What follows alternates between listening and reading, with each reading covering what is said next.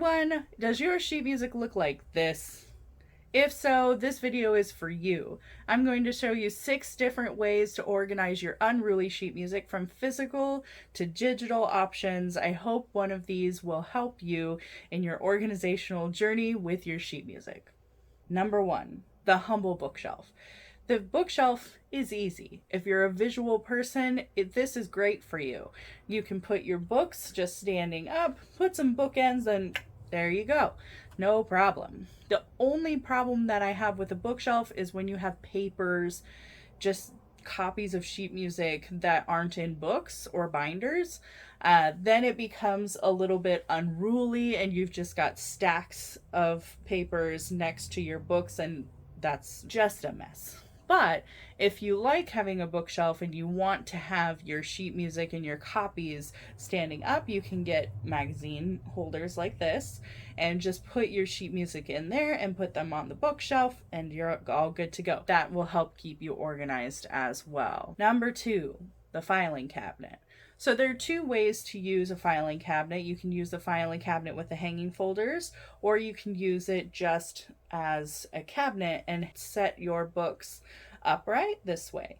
I've used the upright version of a filing cabinet before and I really like it. If you like out of sight and you're not such a visual person, the filing cabinet is great. The only thing about the filing cabinet that I don't like is with the hanging folders, it seems like a lot of work to go in and add more hanging folders with the little tabs, and especially when you're just getting started and you're getting a new system and you have all these pieces of sheet music, that can be quite daunting. I'm definitely of the mind that if you're going to use the filing cabinet, use the up method that I used before. The only problem I have is for single sheets of music that maybe don't have a book, they don't have a binder, they can get crunched pretty easily. So it's not my favorite for single sheets, but it's one of my favorites for books. The other way, which is very similar, is to use those file boxes that have the hanging folders in them.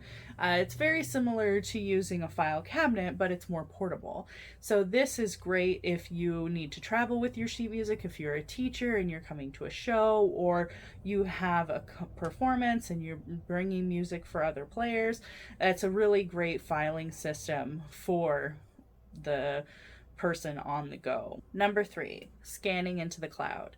So this is tedious right off the bat because you have to scan each single sheet of sheet music into your computer.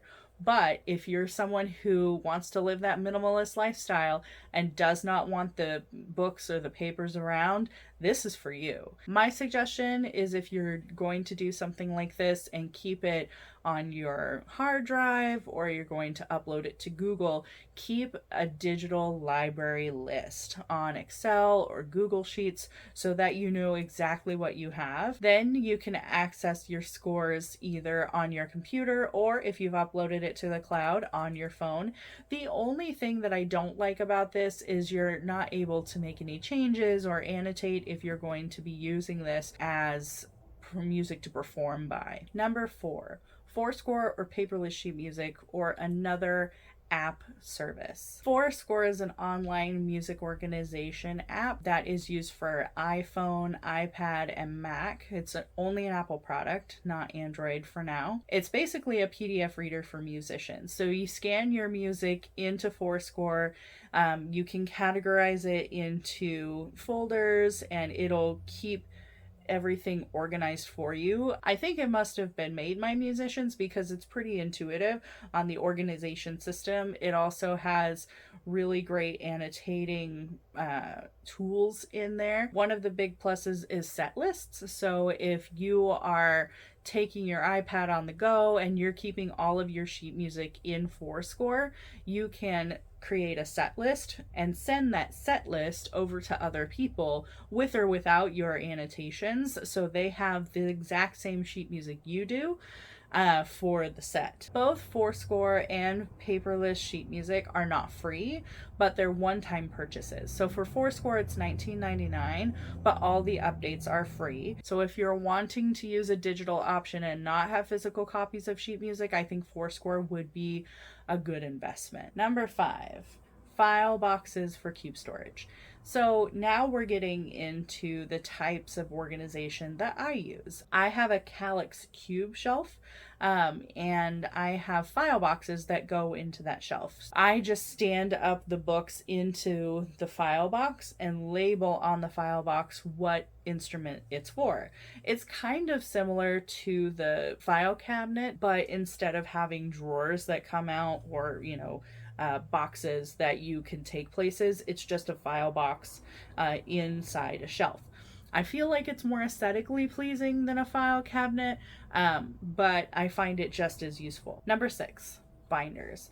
Binders are great for single pieces of sheet music. So there are a couple different ways you can use binders. So you can use binders by just punching holes into the sheet music and putting them in the binder. So I have my Christmas sheet music here, and I keep it just out because I like to annotate, take notes, and make changes.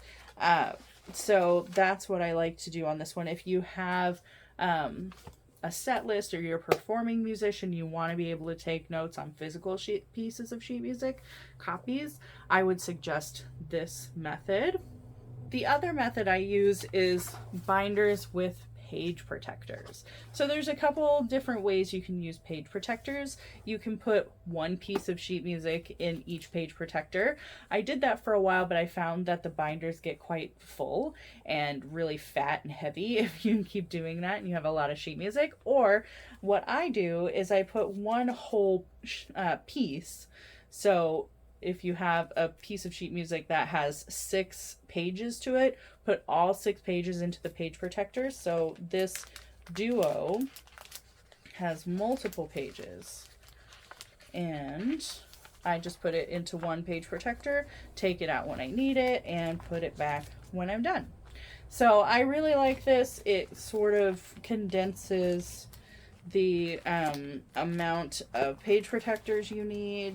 I really think that it's very helpful for when you get copies and you want to keep them. Say you are covering for somebody, you're subbing, and they give you copies of sheet music that they don't want back, you can keep them like this if you want to. The way that I use binders with my current system is I'll have my sheet music, my loose sheet music in binders, and I'll put the binders in the file boxes along with the other books that I have, so I don't have pieces of sheet music, like random pieces of paper floating around in the boxes. I hope this has given you some inspiration on how to organize your unruly pile of sheet music. If you like this video, please give it a thumbs up and subscribe for more content like this. I hope you're having a great day, find joy in music, and I'll see you next time. Bye!